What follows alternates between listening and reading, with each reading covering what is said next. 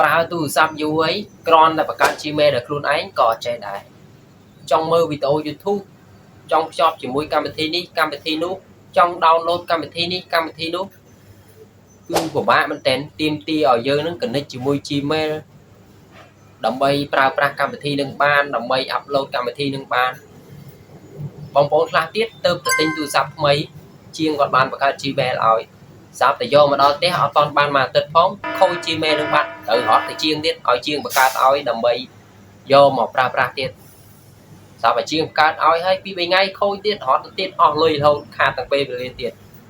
អញ្ចឹងកុំឲ្យពិបាកទៀតបងប្អូនគ្រាន់តែមើលវីដេអូរបស់ខ្ញុំឲ្យបងប្អូនចេះធ្វើបងប្អូនធ្វើបានហើយប្រើប្រាស់បានមួយជីវិតប៉ុន្តែបងប្អូនតែចាំថាការដែលឲ្យគេបង្កើតឲ្យនឹងស្រួលមែនប៉ុន្តែមានហានិភ័យ Gmail នឹងគេអាចតាមដានទូរស័ព្ទរបស់យើងគេអាច check ដឹងពីទីតាំងរបស់យើងបានអញ្ចឹងបងប្អូនទុកចិត្តគេអត់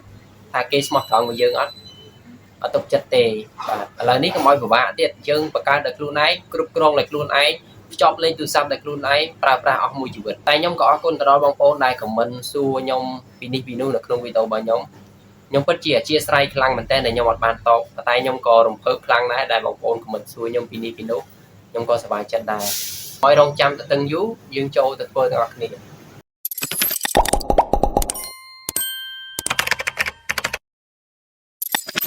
ជាដំបូងយើងធ្វើការចូលទៅក្នុង Google ចឹងបើសិនជាបងប្អូនអត់ចង់ចូលទៅក្នុង Google ទេបងប្អូនចង់ចូលទៅក្នុងកម្មវិធី Gmail ហ្មងបងប្អូនអាចធ្វើការ down កម្មវិធីនឹងមកបានតែនេះដោយសារតែខ្ញុំមានស្រាប់ហើយអញ្ចឹងខ្ញុំធ្វើការចូលតែម្ដងទៅបាទបន្ទាប់ពីខ្ញុំធ្វើការចូលមកក្នុង Gmail របស់ខ្ញុំចឹងហើយបងប្អូននឹងស្រាប់ហើយនៅពេលដែលបងប្អូនទិញទូរស័ព្ទមកពីជាងគាត់បានបង្កើត Gmail របស់គាត់មួយដើម្បីឲ្យយើងធ្វើការ down កម្មវិធីឬមួយក៏ down game ទូទៅអីចឹងទៅប៉ុន្តែយើងអត់ចង់បានGmail របស់គាត់ទេដោយសារតែ Gmail ដែលគាត់បង្កើតឲ្យយើងនឹងអត់មានលេខកូដទេហើយក៏អត់សុវត្ថិភាពដែរយើងកុំទុកចិត្តតាណាម្នាក់ក្រៅពីខ្លួនឯងអញ្ចឹងទៅយើងធ្វើការបង្កើត Gmail ដែលខ្លួនឯងដើម្បីសុវត្ថិភាពឬមួយក៏យើងថែរក្សាផ្ទុកឯកសារផ្សេងជាច្រើនដើម្បីភ្ជាប់ជាមួយកម្មវិធីផ្សេងទៀតអីចឹងទៅបន្ទាប់មកបងប្អូនកលេចមកមើលស្នាមដៃដែលមានរូប account របស់យើងហ្នឹងបងប្អូនត្រូវការចុចចំនឹងហើយនឹងចូលមកដល់កន្លែងនេះបងប្អូនមើលមកខាងក្រោមតិចមក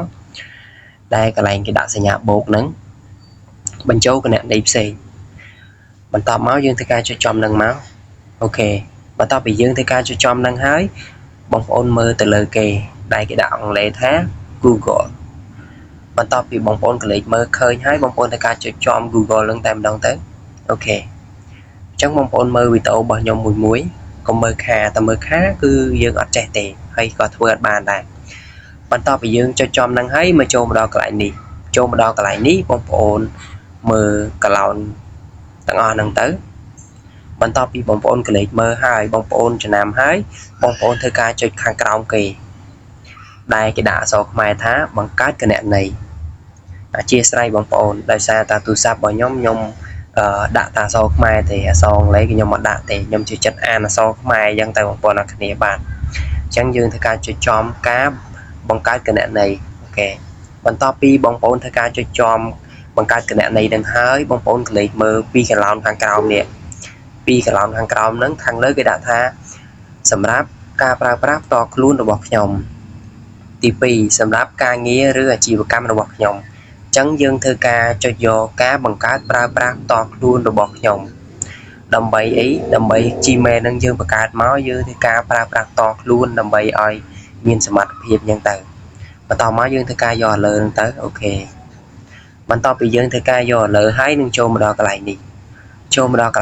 ខាងលើគឺនាមខ្លួនខាងក្រោមគឺនាមតកោអ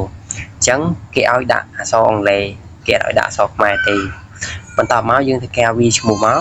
ឈ្មោះណាដែលឈ្មោះតកូលរបស់យើងក៏បានដែរឈ្មោះណាដែលយើងចង់ដាក់ស្រឡាញ់អញ្ចឹងយើងស្រេចតាចិត្តយើងតែបំផុតនេះអញ្ចឹងខ្ញុំធ្វើការដាក់ពូជាអញ្ចឹងថាពូជាអូខេអក្សរអង់គ្លេសបងប្អូនអរគ្នាដាក់អក្សរខ្មែរអត់កើតទេ បន្តមកយើងចុចបញ្តប់អូខេបន្ទាប់ពីយើងធ្វើការចុចបន្តប់ហើយនឹងចូលមកដល់កន្លែងនេះចូលមកដល់កន្លែងនេះគឺជាកន្លែងដាក់ថ្ងៃខែអញ្ចឹងយើងកំពុងបង្កើតហ្នឹងតាំងថ្ងៃទីប្រហែលខែប្រហែលអូខេអញ្ចឹងខ្ញុំដាក់មកថ្ងៃទី16បងប្អូនអ្នកគ្នា16ហ៎មើលសិន16ត្រូវហើយ16ខែ7មករាកុម្ភៈមីនាមេសាកក្កដាអូខេកក្កដាខែ7អញ្ចឹងអាឆ្នាំកន្លែងនេះឆ្នាំកន្លែងហ្នឹងបងប្អូនដាក់2000គុតក៏បានដែរបងប្អូនដាក់1999ក៏បានដែរចាអញ្ចឹងមានជំរើស2អញ្ចឹងបន្ទាប់ពីយើងបំពេញថ្ងៃខែឆ្នាំកំណើតហើយយើងធ្វើការជ្រើសរើសភេទអញ្ចឹងបងប្អូនស្រីបងប្អូនដាក់ស្រីមកបងប្អូនប្រុសដាក់ប្រុសមកណាបងប្អូនគ្នាអញ្ចឹងខ្ញុំដាក់ប្រុសអូខេបន្តមកយើងធ្វើការចុចបន្តអូខេបន្តមកចូលមកដល់កន្លែងនេះបងប្អូនជ្រើសរើសយកមានស្រាប់ក៏បានឬមួយក៏បងប្អូនចុចបង្កើតដោយខ្លួនឯងក៏បានដែរតែខ្ញុំធ្វើការចុចបង្កើតដោយខ្លួនឯងដោយសារតែយើងបង្កើតដោយខ្លួនឯងយើងចាំ Gmail ចាំអក្សរអង់គ្លេសដែលយើងបង្កើតហ្នឹងបងប្អូនអ្នកគ្នាបាទអញ្ចឹងមកយើងធ្វើការចុចអាក្រោមហើយយើងដាក់ឈ្មោះណាដែលយើងចាំដែលយើងទៅសេហើយ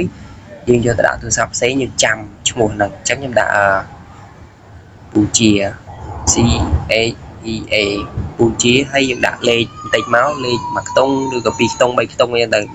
ពូជា1 2 3 4 5អញ្ចឹងទៅបងប្អូនអ្នកគ្នាដើម្បីឲ្យយើងចាំអញ្ចឹងជាស្រ័យដោយសារតែឈ្មោះអង់គ្លេសយើងតិចពេកអញ្ចឹងទៅគេឲ្យណាពូជាខ្ញុំដាក់ថែមអង់គ្លេសទៀតបងប្អូនអ្នកគ្នាដើម្បីឲ្យច្រើនអញ្ចឹងទៅអញ្ចឹងកន្លែងហ្នឹងរៀងស្មុគស្មាញតិចបងប្អូនអ្នកគ្នាអញ្ចឹងយើងថែមអង់គ្លេសមកពូជា solo អញ្ចឹងទៅអូខេអញ្ចឹងខ្ញុំថែមអង់គ្លេសទៅខ្ញុំធ្វើការចុចបន្តតែគេឲ្យអត់អូខេឲ្យអញ្ចឹងចូលមកដល់កន្លែងនេះគឺជាលេខសម្ងាត់ហ្នឹងបងប្អូនត្រូវតែចាំដែរណាបើប្រយ័ត្នតែអត់ចាំបងប្អូនយកទៅដាក់ទូរស័ព្ទថ្មីគឺដាតកើតទេតែបងប្អូនអត់ចាំបាត់លេខកូដអញ្ចឹងទៅបងប្អូនគ្នាអញ្ចឹងយើងធ្វើការវាយមកអញ្ចឹងខ្ញុំធ្វើការដាក់លេខកូដដែលខ្ញុំចាំបងប្អូនដាក់លេខកូដដែលបងប្អូនចាំទៅអូខេបន្ទាប់ពីយើងធ្វើការដាក់លេខកូដហើយបងប្អូនធ្វើការចុចបន្តមកអូខេអញ្ចឹងឥឡូវនេះគឺរួចរាល់ហើយចូលវាលោតមកបែបហ្នឹងហើយបងប្អូនចុចបន្តមកអូខេហើយចុចបន្តទៀតអូខេអញ្ចឹងបងប្អូនធ្វើការរងចាំដើម្បីឲ្យគេផ្ទៀងផ្ទាត់គណនីរបស់យើងអញ្ចឹងបងប្អូនចង់ផ្ទៀងផ្ទាត់មួយលេខទូរស័ព្ទក៏បានបងប្អូនចង់អត់ផ្ទៀងផ្ទាត់ជាមួយលេខទូរស័ព្ទក៏បានដែរអញ្ចឹងខ្ញុំធ្វើការចុចផ្ទៀងផ្ទាត់អូខេកុំឲ្យមានបញ្ហាថ្ងៃមុខអញ្ចឹងទៅបងប្អូនអ្នកគ្នាឥឡូវនេះយើងធ្វើការរងចាំគេកំពុងដំណើរការឲ្យយើងទូរស័ព្ទផ្សេងគ្នាបងប្អូនអ្នកគ្នាទូរស័ព្ទបងប្អូនបង្កើតលឿនអញ្ចឹងទៅទូរស័ព្ទខ្ញុំក៏បង្កើតយឺតអញ្ចឹងទៅទូរស័ព្ទអត់ដូចគ្នាទេបងប្អូនអ្នកគ្នាឥ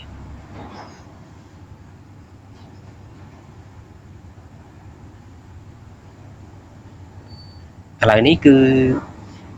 email ដែលយើងបង្កើតមិញហ្នឹងគឺទទួលបានដោយជោគជ័យហើយបងប្អូនអ្នកគ្នាបងប្អូនត្រូវការចុចបន្តមកហើយបងប្អូនអស់ទៅក្រោមរហូតអូខេហើយចុចយល់ព្រមអញ្ចឹងទៅការរងចាំបន្តិចទៅបងប្អូនអ្នកគ្នាបានរៀង slow បន្តិចបងប្អូនអ្នកគ្នាថ្ងៃហ្នឹងប្រើ Wi-Fi អញ្ចឹង email ដែលយើងបង្កើតមិញគឺអូខេហើយឥឡូវយើងចូលទៅបដូរមើលតិចទៅបានអត់អញ្ចឹងឥឡូវនេះគឺ email ដែលយើងបង្កើតមិញគឺទទួលបានដោយជោគជ័យបងប្អូនអ្នកគ្នានេះពូជាអូខេអញ្ចឹងយើងធ្វើការចូលទៅក្នុង email មើលមកតើទទួលបានជោគជ័យអត់អូខេ